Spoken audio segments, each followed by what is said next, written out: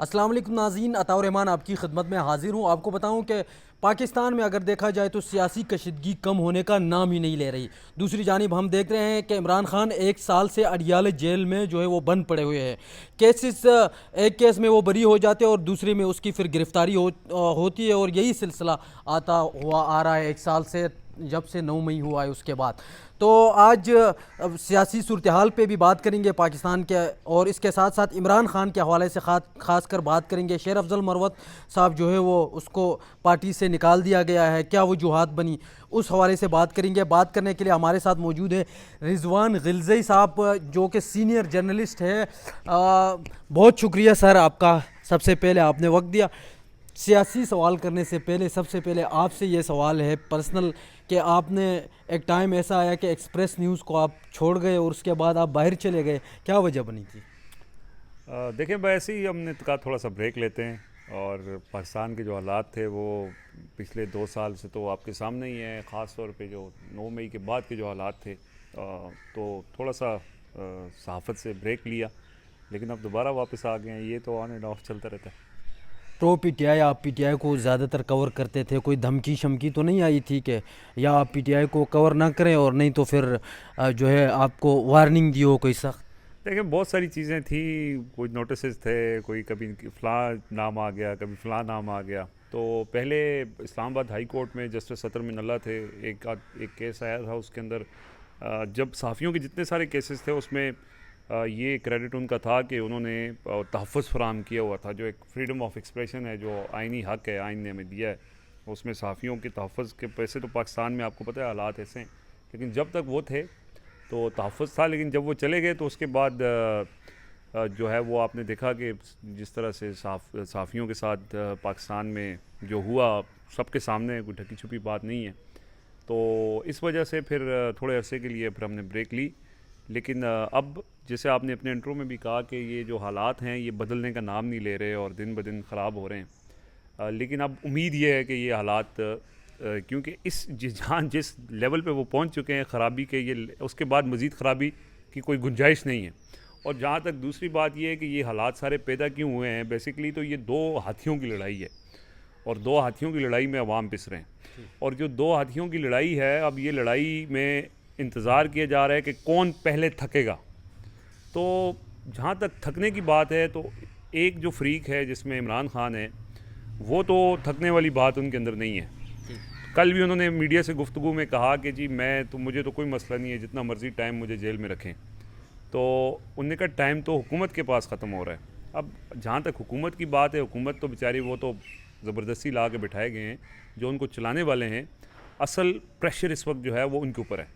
जो आवाम का प्रेशर है, जो इस वक्त मईशत का प्रेशर है, जो बिजली के बिलों का प्रेशर है, जो पाकिस्तान की ओवरऑल जो सिचुएशन है, तो इसमें अब चीज़ें जो हैं वो मैं आपको ये बताऊं कि लोग पूछते हैं, हर किसी का ये सवाल है। आप किसी सब्ज़ी वाले के पास जाएं, आप किसी भी बंदे के पास जाएं, वो कहते हैं कि जी होगा क्या, इमरान खान जेल से कब रिहा होंगे, हालात कैसे ठीक होंगे।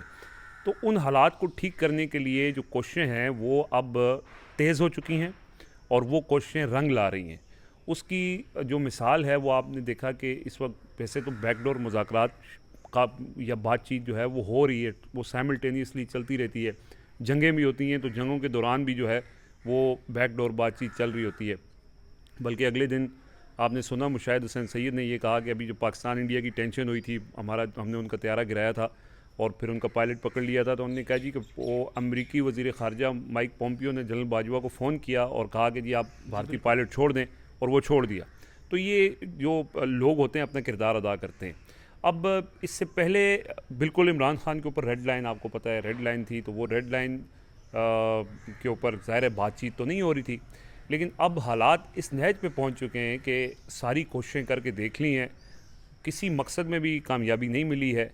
तो उसके बाद अब चीज़ें जो हैं वो बर्फ़ जो है वो पिघल रही है। इसी वजह से इमरान खान के मौक़िफ़ के अंदर आपने देखा कि एक नरमी आई। उन्होंने कहा कि जी मैं मुज़ाकरात के लिए तैयार हूँ। और जो एक चीज़ इसमें यह भी है ताउरेमान, कि कुछ चीज़ें होती हैं नाज़रीन के समझने के लिए, कि कुछ चीज़ें होती हैं जो ऑन कैमरा होती हैं। ऑन कैमरा इमरान खान ने एक बात की, ऑन कैमरा DGISPR ने उसके ऊपर जवाब दिया। उन्होंने कहा जी 9 मई के हवाले से हमारे मौक़िफ़ में कोई तब्दीली नहीं आई है, और ये इतना सा उन्होंने जवाब दिया। फिर अगले दिन इमरान खान ने भी जवाब दिया, उन्होंने कहा जी कि 9 मई के हवाले से CCTV फुटेजेस लाई जाएँ और अगर कोई इसमें मुलव्वस होगा तो मैं उनके ख़िलाफ़ कार्रवाई भी करूँगा, मैं माफ़ी भी मांगूँगा। लेकिन ये अब एक कंफर्म बात है, इसमें पहले कुछ लोग किरदार अदा कर रहे थे। डॉक्टर आरिफ अलवी जो सदर, जब वो सदर हाउस में भी थे, वो कोशिश कर रहे थे। उस टाइम चूँकि रेड लाइन लगी हुई थी, गुस्सा बहुत ज़्यादा था, हालात इस कदर ख़राब नहीं थे, तो उस वक्त उनकी बातों को संजीदा नहीं लिया जाता रहा। फिर वो जब बाद में भी आए तो उनको नहीं उस तरह से पजीराई मिली। लेकिन अब जो है वो बातचीत काफ़ी आगे तक चली गई है और इस वक्त उमर अयूब जो है, इस वक्त इमरान खान के जो मेन खिलाड़ी हैं, क्योंकि अपोजिशन लीडर भी वही हैं, पार्टी के सेक्रेटरी जनरल भी वही हैं, इमरान खान के साथ डायरेक्ट कनेक्ट भी वही हैं, वो उनकी कुछ मुलाकातें हुई हैं और उनकी इन मुलाकातों की रोशनी में ही आपने देखा है कि तहरीक-ए-इंसाफ के जो कारकुनान जो 14-15 माह से कैद थे, उनकी रिहाई का सिलसिला भी शुरू हो चुका है। किसके साथ हुई मुलाकातें? ये मुलाकातें उनके साथ जिनके पास जो इस वक्त मुल्क चला रहे हैं, ठीक है। और वो एक नहीं बहुत सी मुलाकातें, ये तो इंगेजमेंट है ना। देखें, ये जो कशीदगी है या जो गुस्सा है या जो इस वक्त दोनों का तनाव है, ये बहुत शदीद है था कितने अरसे से, और रेड लाइन और ये सारी चीज़ें, तो ये टाइम लगेगा। अभी बातचीत हो रही है। आज एक तो बातचीत की तरफ कोशिशें, ज़ाहिर तरीके इंसाफ का भी ये है कि हमारे लिए रास्ता जो है वो मुज़ाकरात से ही निकलना है। एहतजाज करके देख लिए, कोई फ़र्क नहीं पड़ा। 8 फरवरी को लोगों ने इलेक्शन में निकल के वोट भी दे दिए, नहीं माने। तो अब ज़ाहिर है कि कोई बातचीत जो है वो किसी न किसी लेवल के ऊपर होनी है और वो शुरू हो चुकी है। दूसरा, जो इसमें सदर आसिफ जरदारी हैं, उनका भी जो है वो किरदार है और वो भी ये समझते हैं कि अब बहुत हो चुका है, अब हमें थोड़ा सा माहौल ठंडा करने की ज़रूरत है, सियासी माहौल ठंडा करने की ज़रूरत है। और वो सियासी माहौल ठंडा करने के हवाले से उनकी भी ऐवान सदर में 2 मुलाकातें हुई हैं, 2 बड़ी शख्सियात के साथ हुई हैं और उन्होंने भी यही कहा है कि एक तो ज़ाहिर है कि वो पहली मुलाकात में तो ये कहा गया था कि PTI के ऊपर पाबंदी लगाएं और पीपल्स पार्टी उसका साथ दे, लेकिन उन्होंने फिर समझाने की कोशिश की। उन्होंने कहा कि पाबंदी लगाने से क्या होगा, आपने इलेक्शन में बल्ला छीन लिया उनसे, वो फिर भी इलेक्शन जीत गए, तो इनसे तो उससे तो फ़र्क नहीं पड़ना, लिहाजा इस माहौल को ठंडा किया जाए। अब जितने भी लोग थे माहौल को ठंडा करने के हवाले से कोशिशें कर रहे थे, उनकी कोशिशें रंग ला रही हैं। तहरीक इंसाफ के लोगों को पहले भी उनको रिहाई होती थी, दोबारा गिरफ़्तार होते थे, लेकिन अब रिहाई होती है, दोबारा गिरफ़्तार नहीं हो पा रहे। तो थोड़ी थोड़ी चीज़ें जो एतमाद, जैसे कहते हैं ना, कॉन्फिडेंस बिल्डिंग मेजर्स जो CBMs होते हैं, वो पैदा करने की कोशिश की जा रही है। और अब इम्कान ये है कि अगला जो सितंबर है और अक्टूबर, ये अगले 2 महीने हैं और इमरान खान ने भी कहा है कि 2 महीनों में ये हुकूमत का धड़न तख्ता हो जाना है और उन्होंने साथ ये भी कहा है कि दिसंबर में नए इलेक्शन का ऐलान हो जाएगा। इसमें एक और ख़बर आपके नाज़रीन के लिए ये है कि कौमी हुकूमत के क़याम की बात आई थी कि जी सारी जमातों पर मुश्तमिल कौमी हुकूमत हो, और इमरान खान का इस वक्त जो मुज़ाकरात का इख्तियार उन्होंने दिया हुआ है वो महमूद अचकज़ई को दिया हुआ है कि वो बाकी सियासी जमातों से रब्ते करें। तो बाकी वो जो कोशिश हो रही है कि सारी सियासी जमातों पर मुश्तमिल एक अबूरी हुकूमत, जिसे बांग्लादेश के अंदर एक हुकूमत कायम हो गई है और अब वो हुकूमत आगे इलेक्शन करवाएगी, क्योंकि बांग्लादेश में भी इसी तरह के इलेक्शन हुए थे, 7 माह हुकूमत चल पड़ी, वो फारिग हो गए। हमारे यहाँ भी 7 माह होने वाले हैं हुकूमत को, और जैसे ही वो और उनके कदम लड़खड़ा रहे हैं, तो उसके लिए आज महमूद अचकज़ई ने शायद हकान अब्बासी का नाम तजवीज़ किया है कि वो उनको अबूरी हुकूमत का सरबराह बना दिया जाए, एक आज़ाद इलेक्शन कमीशन बने जिस पर सब जमातों का एतमाद हो, वो इलेक्शन करवाएं, एक नए इलेक्शन हो जो इमरान खान का मुतालबा भी है, जो मौलाना फजल रहमान का मुतालबा भी है, जो पीपल्स पार्टी का मुतालबा भी है। तो ये कंसेंसस डेवलप हो रहा है। इसी वजह से तहरीक इंसाफ की जारहाना हिकमत अमली जो हम देख रहे थे कि मार दो, गिरा दो, तोड़ दो, जला दो, जलाओ घिराओ वाला, वो उसमें भी आपने देखा है कि अब सिर्फ ये कि जलसा करना है तो स्वाबी में करना है और भूख हड़ताल करनी है एक बराए नाम सी। तो वो भी अपनी जो हिकमत अमली है, इमरान खान टाइम गेन कर रहे हैं और वो समझते हैं कि ये जो बैकडोर चीज़ें हैं अगर ये कामयाब हो जाती हैं तो फिर तहरीक इंसाफ को कुछ ज़्यादा बड़ी बड़ी चीज़ें करने की ज़रूरत नहीं पड़ेंगी। अब इसमें कन्फ्यूजन ये है कि जो मुज़ाकरात, ये बैकडोर बातचीत हो रही है, क्या ये डील हो रही है, ये चीज़ बड़ी वाज़ेह है। इस पे बहुत कैटेगोरिकली इमरान खान भी कह चुके हैं, उनकी पार्टी भी कह चुकी है, ये कोई डील नहीं है कि जी इमरान खान इतना अरसा बाहर चले जाएं, खामोश हो जाएं, KP हुकूमत ले लें, मरकज़ में ले लें, ये कर लें, वो कर लें। अब एक ही बात है कि पाकिस्तान के आइन के मुताबिक लोगों को इख्तियार हो कि वो फ़ैसला करें कि किसने हुक्मरानी करनी है, और आज महमूद अचकज़ई ने बात वाज़े कर दी है, उसके बाद ख़त्म हो गई ये बात।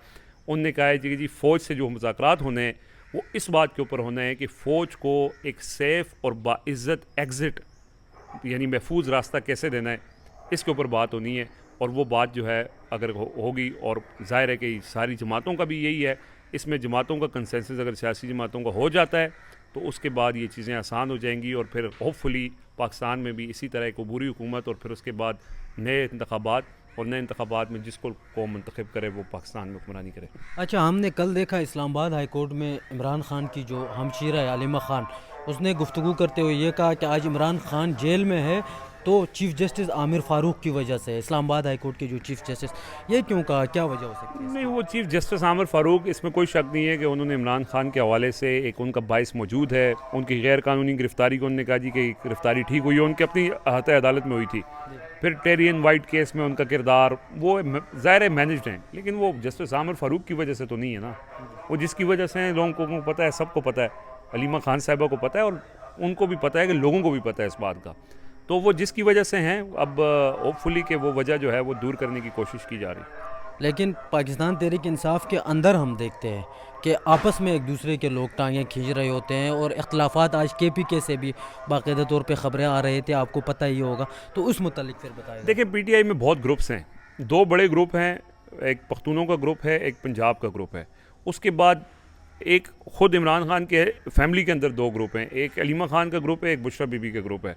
फिर पंजाब के अंदर 4 ग्रुप हैं, फिर KP के अंदर 4 ग्रुप हैं। वो ग्रुपिंग मौजूद है। जेल, जब लीडर जेल में होता है तो पार्टी इस वक्त शुतर बेमहार है, कोई उसको लीड करने वाला नहीं है, हर किसी ने अपनी 1.5 इंच की मस्जिद बनाई हुई है। तो वो इख्तलाफात, ये सब अपनी सियासत चमका रहे हैं, इन बेचारों की कोई औकात नहीं है। ये तो सब इमरान खान के नाम पे मुंतखब हो गए हैं। अगर इमरान खान का नाम ना होता तो लोगों ने इनको क्यों, इनका हाल भी नून लीग जैसा होता। तो इसकी कोई अहमियत नहीं। इमरान खान जब जेल से आएंगे तो ये सारे सीधे हो जाएंगे। लास्ट सवाल, इस बार जो जश्न आज़ादी है उसमें हम देखते हैं कि जो स्टॉल लगे हुए होते हैं, तहरीक इंसाफ का झंडा कहीं पे हमें नज़र नहीं आ रहा, इसकी क्या वजह हो सकती है? देखें, वो कोशिश तहरीक इंसाफ को तो बिल्कुल माइनस पॉलिसी तो यही है कि कहीं सिस्टम से आउट करना है, लेकिन फिर भी कहीं ना कहीं लोग झंडे लेके आ ही जाते हैं। तो ये पिछले साल भी हमने देखा था कि झंडे छीने जा रहे थे। वो पॉलिसी अभी तक, चूँकि पुलिस को तो वही है, कम आते हैं कि अभी नहीं आने देना, तो पुलिस जो है वो सारे, जहाँ पे कोई स्टॉल वाला लेके बैठा भी होता है तो उससे कहते हैं तुम ये वाला छुपाओ। लेकिन ये 14 अगस्त को इस दफ़ा जो अभी इन्होंने ऐलान किया है कि लोग निकलेंगे, तो उसमें पता चलेगा कि अगर लोगों को निकलने की इजाज़त दे दी गई तो इसका मतलब ये है कि मामलात जो हैं वो वैसे निकलेंगे रिजवान भाई, हमने पहले देखा एहतिजाज के कल देते हैं, सिर्फ KPK में निकलते हैं, इसके अलावा वो भी लोगों, इनको भी पता है एहतजाज नहीं, वो वैसे ही लोग 14 अगस्त को मोटरसाइकिलों के साइलेंसर निकाल के नौजवान निकल आते हैं। उनको उन्होंने कहा है कि जी आप इस दफ़ा साथ झंडा भी आपने उठाना है, तो वो निकल आएंगे। वो कहेंगे देखो जी सर हमारे लोग, जब झंडे की पाबंदी लगा ली तो फिर क्या करेंगे? नहीं, वो आई होप कि इस दफ़ा, पिछली दफ़ा पाबंदी थी, मेरा ख्याल है इस दफ़ा को इतनी सख्ती नहीं होगी। ये मेरा अपना पेश कोई है। लास्ट मुलाकात कब हुई थी खान साहब के साथ आपकी जेल जाने से? जेल जाने से कोई 3-4 दिन पहले बनीगाला में। क्या बातचीत हुई थी? बस वो तो इमरान खान हमेशा की तरह होपफुल थे, और वो कह रहे थे कि सब ठीक हो जाएगा, लेकिन वो ठीक तो नहीं हुआ। लेकिन खान साहब वो कभी मायूस नहीं होते, वो अपनी उस पर कायम है। वो उस पर अलग से उस मुलाकात में क्या हुआ था, ये कल या परसों अलग से एक वीडियो करेंगे और आपको बताएंगे कि उस मुलाकात में और क्या क्या बातें हुई थी। चलें जी, बहुत शुक्रिया। रिजवान भाई हमारे साथ मौजूद थे, सीनियर सहाफ़ी